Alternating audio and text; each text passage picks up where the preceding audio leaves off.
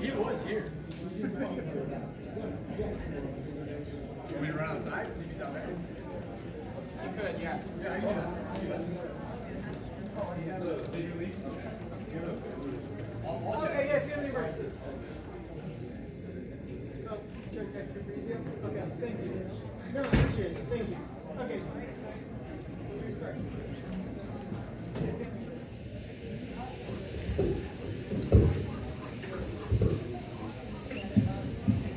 Good afternoon. My name is Christopher Anger. I am running for State Representative District 53 as the Constitution Party of Florida.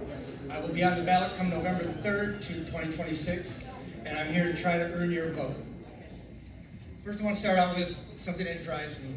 Proverbs 31, 8 and 9. Speak up for those who have no voice, for the justice of all who are dispossessed. Speak up, judge righteously, and defend the cause of the oppressed and the needy.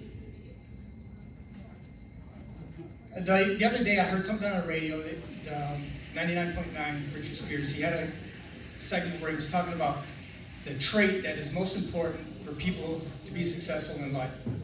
And it really struck me because I sat there in my truck in the parking lot and I listened to it. There is one trait that they followed these people for 50 years to find out what this one trait was that made them successful. And they come to find out it was curiosity. So the question I have for you, are you curious? Everybody's going to stand up here and they will tell you about being married. I can do the same thing. Married 20 years, been saved and serving Jesus Christ for 20 years. I served 3 years in the United States military in Berlin Brigade, over there behind the wall from 85 and 86. Questions is why am I running? I am running because this is something that somebody would not normally do as a third-party candidate for the first time, is to run for this office. I am not here because I want to be here. I'm here because I have, people laugh at it, I have been given a mission from God to run for this race, whether win, lose, whatever. I'm not in a race, I'm here to run. Issues that I'm trying to solve that we have here locally, or have here in the state, is we have overdevelopment issues, we have cost of living issues, we have water issues, we have school issues. And to find a solution for all of these problems, reviewing what I've been able to find out, our problems start from one thing, really two things. One of it is campaign finance. We have too many people spending too much money to try to get a position to do this. And once they get in there, they have to find a way to pay back the people who give them their money. And the other one is voter disenfranchisement is something for me. As an independent voter, I am not an MPA, so this doesn't count to me. I would like to have an open primary for the MPAs to be able to vote in the Republican or Democrat primaries. It gives 25% of the population a chance to have a say in what our government is doing. They still have write-in candidates, but the primary is responsible because a lot of our elections are settled in the primaries. And I'm going to leave a little bit of information here for you. I'm going to ask you, about the being curious, is if you know what a sixpence is. Thank you very much. Thank you. The first question is, Florida currently requires photo identification to vote in person. What is your position on the state's voter ID requirements, and would you support any changes to them? One, you have to be a citizen. First and foremost, what the Constitution of the United States says is voting is for the citizens. It's up to the states to decide what the states need to do locally, but there are stuff that we can't do because it's covered under the federal government. Voter ID is very important, so we make sure everybody's vote counts, and somebody who's not a voter, their vote is not taking away somebody else's vote. Thank you. Thank you. Question number 2. Florida was one of the quickest states to reopen from COVID-19.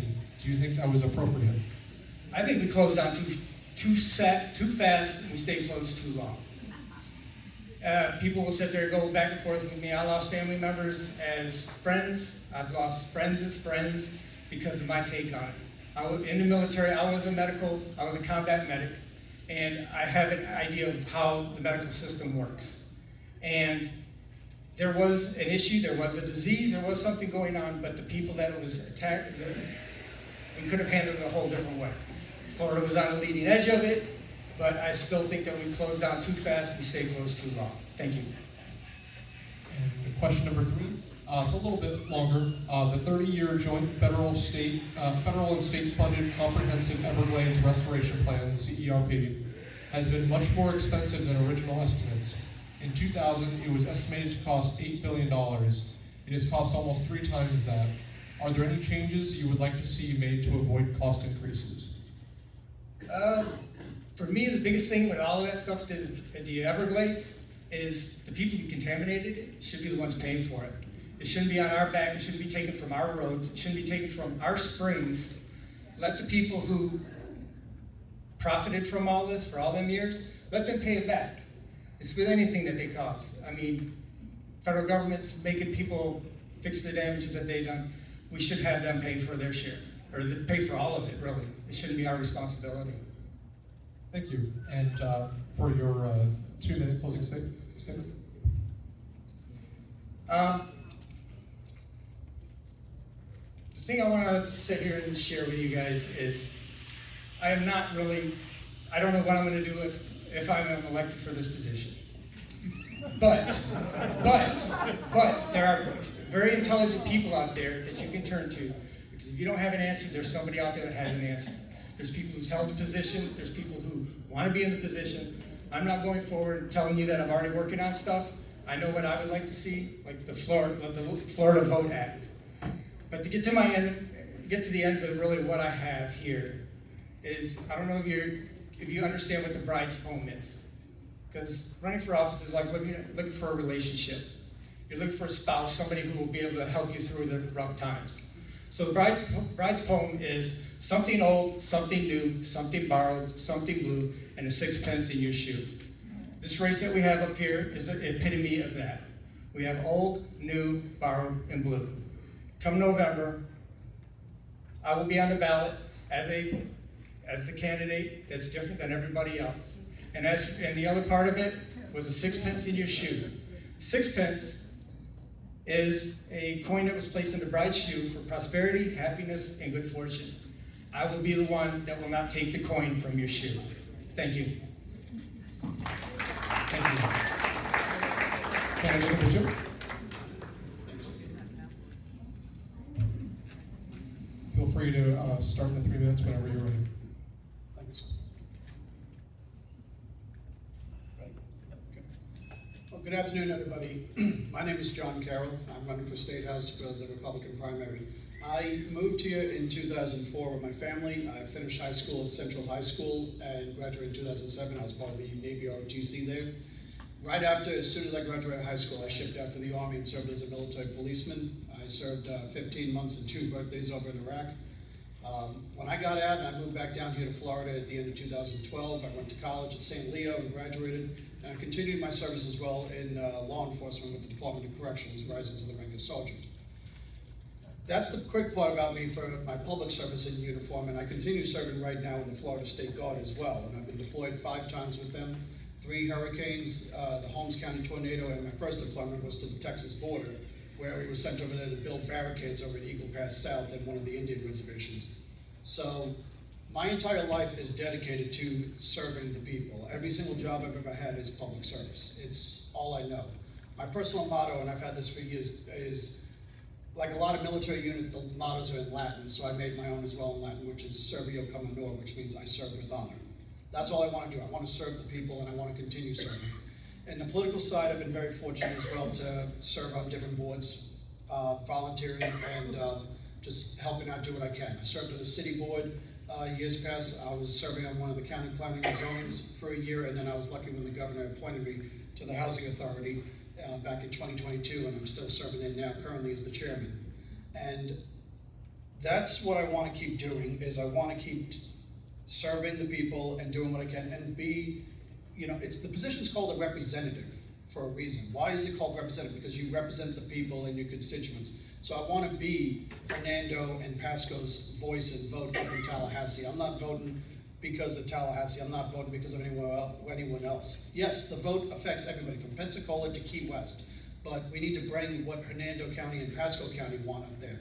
My pillars are very simple for my platform: affordability, red tape, and public safety. Affordability, we've been feeling this. You know, taxes have been going up. We've been lucky at the state level that we've seen a lot of cuts in taxes, but overall people are paying more. Insurance costs, you know, people are trying to work at dealing with that. Utilities have gone up. Right now, gas prices are up. Overall, people are getting priced out from living here. And it's one of the reasons that we moved to Florida in the first place, my family did, was because it was so much cheaper to live here. And we don't want people to get priced out from living here in what is one of the greatest states in the country, if not the greatest. And I want to help out with that. Red tape, there's too much bureaucracy. We've seen a lot of red tape cut in ways the last couple of years, but we need to see a lot more, whether it's cutting red tape to benefit individuals, to benefit businesses, and even to help local governments and bring back home rule. Finally, the public safety, I explained my background there. I want to continue supporting law enforcement, firefighters, and our emergency management, because we have to deal with wildfires and hurricanes every year. So there's my time. Thank you. I think I owe you guys like 0.2 seconds, I'm sorry. The first question is, Florida is known for its many public access laws known as the Sunshine Laws. In the past few years, Marcy's Law and public notice changes have reduced public access. Do you feel that any changes to Sunshine Laws need to be made? So that's a red tape that I actually support, is because we need transparency for the people. That's a red tape on government. You know, the whole thing with Sunshine, the boards I mentioned that I've been on, all had to deal with Sunshine Law. We're not supposed to be talking between one another. Whether it was when I was on planning and zoning or at the Housing Authority, I can't talk with my fellow board members about stuff. And not that we're planning anything, but it's supposed to prevent like backdoor deals.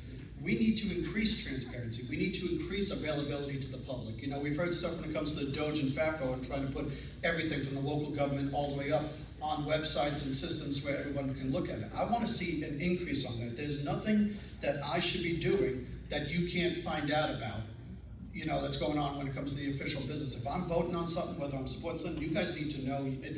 It's called sunshine because it's supposed to shine the light on stuff, so that way there's no darkness. You know, when people talk about the phrase shadow government, we're supposed to not have that. So I want to see more transparency in every way possible. Thank you. And question number 2. Homelessness is a challenge for Florida. What steps can the state legislature take to address homeless populations?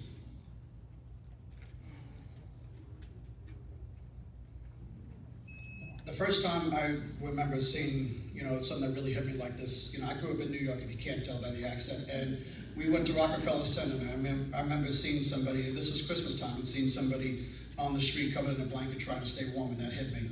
But we need to help support, you know, there's a lot of churches, there's a lot of private sector, a lot of programs that get out there, and the government can't control everything, but we can help support how we can. There are programs out there, and we need to help shine a light on all that. And you know about St. Vincent de Paul. You know, you hear about some of these other churches, other programs, how they do this stuff, soup kitchens, all that. Help promote those, help get more light, because I hear people that say about wanting to do stuff and helping out, and they don't think there's a possibility. Once you say, well, there's this group, or there's that church, and this organization, people are like, how did I not know about it? We can help promote it. Not everything has to be where the government is in control of everything. We find out what things we can do, but also help support the private sector and volunteerism so that people can do more on their part and contribute to a society without government control. It's just sunshine, putting a light on it so people know. Thank you. And the final question. The local area is currently in a drought. What types of water projects would you support? Ooh, this is a good one. So, you know, we've got our rivers and our ravines here. I mean, whether it's the Pithachaskatee just up north, we got the Weeki Wachee River, we got all that. But then you're also talking about like our aquifers and others underground. The Department of Environmental Protection, the Florida Park Service, our water management districts, in many ways can do a lot of great work. There is ways that we could try to work. I know that years back, I remember Hernando Beach, they dealt with like dredging and all that to try to help expand. But like we need to do what we can, because the big thing as well is we're adding to our infrastructure because of all the growth, which is also doing damage because of our limited water resources. And we're dealing with the drought, or we're dealing with, you know, right now people can only use their sprinklers so much for their grass and everything. we need to, one, try to help not put as much of a burden, but also try to see what we can do to expand within the grounds, and we also can't pollute the land at the same time. We need to try to see what policies we can do. I'll admit I'm limited on this category, but I want to see on that because I love going out hiking into our preserves and everything. Thank you. And I'm sorry for going over. Now for your 2-minute final statement.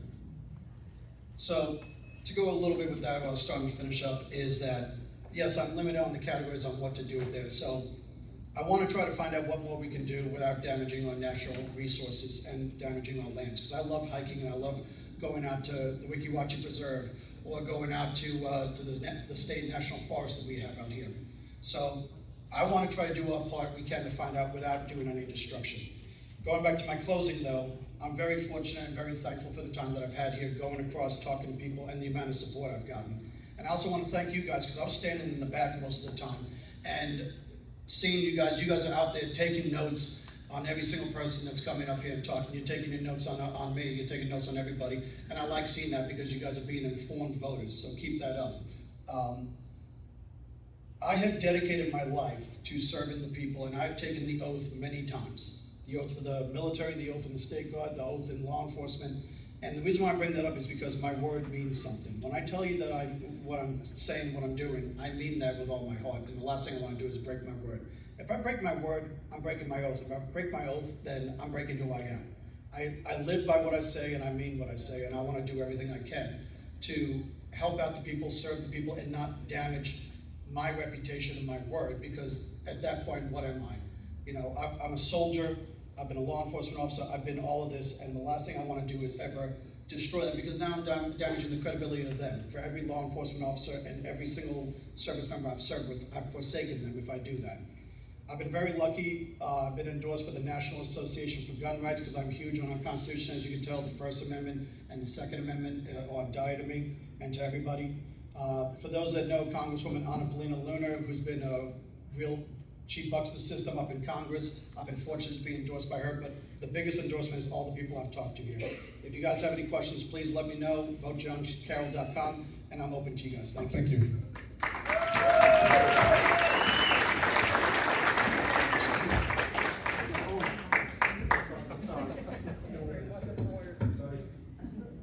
Good afternoon. I kind of feel like Bob Barker up here with the size of this microphone. Just wanted to thank the Hernando Sun, the Brooksville Oaks. Can you guys give yourselves a round of applause? You guys still awake out there listening to all these politicians speak? Right? So I thank you for being here. And my name is Brian Hawkins.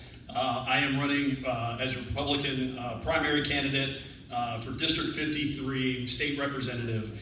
Up until May, I was seeking re-election to the county commission, and when State Rep Jeff Holcomb decided to not seek re-election, at the time there was no other Republican in the primary. I started to think about the things that I've learned at the county commission over the last 3.5 years, and what I could do to bring that knowledge back to the state house. Some of the things that are happening locally is we're getting local rules being taken away on a regular basis. One of the things that I'm surprised that the majority of the county commission candidates didn't bring up is that the Senate Bill 4F has already been passed. It went into law June 26th of this year, and it's requiring all counties and all municipalities to go to the rollback rate. So they have to roll back your property taxes to not have any increased income into your property taxes, your ad valorem taxes, unless they have a supermajority vote for anything up to 110%, or a 5-0 vote here in Hernando County to be able to go over that 110%.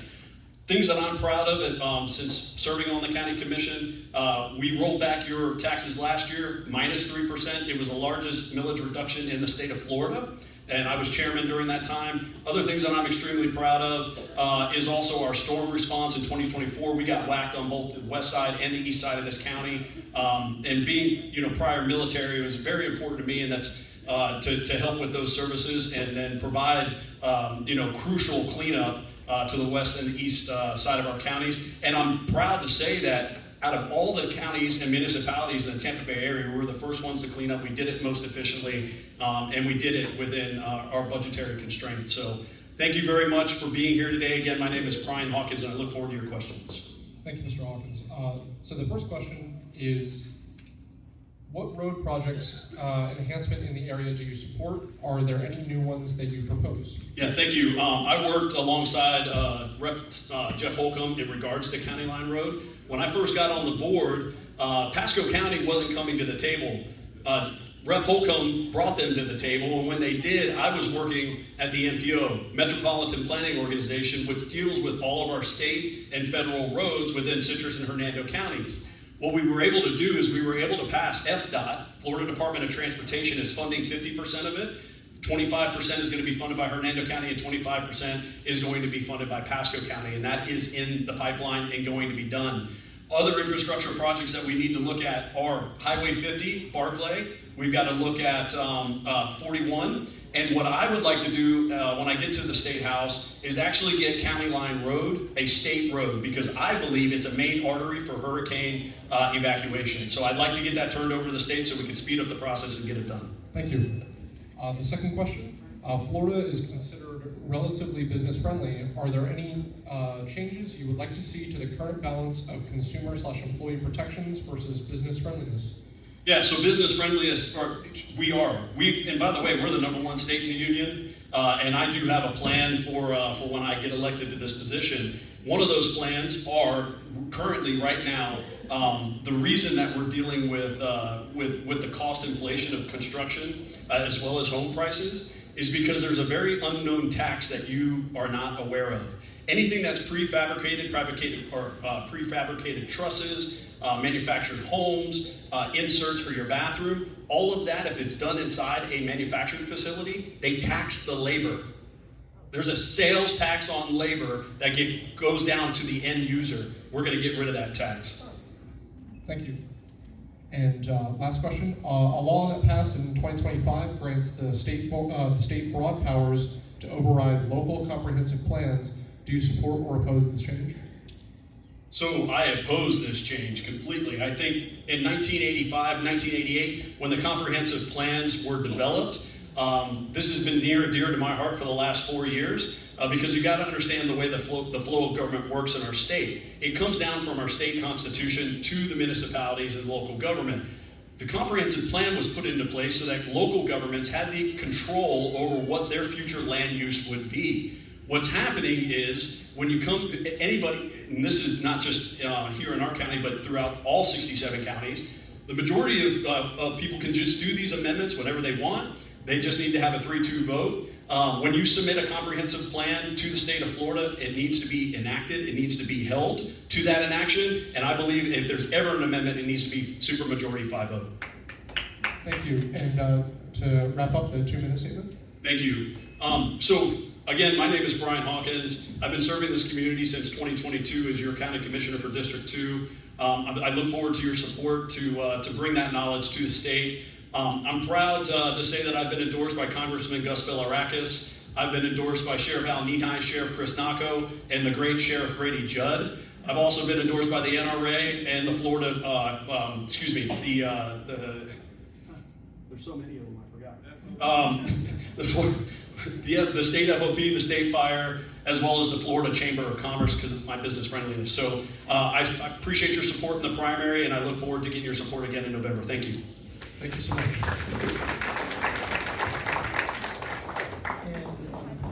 And the candidate Claude had a family emergency, so that's why he had to leave.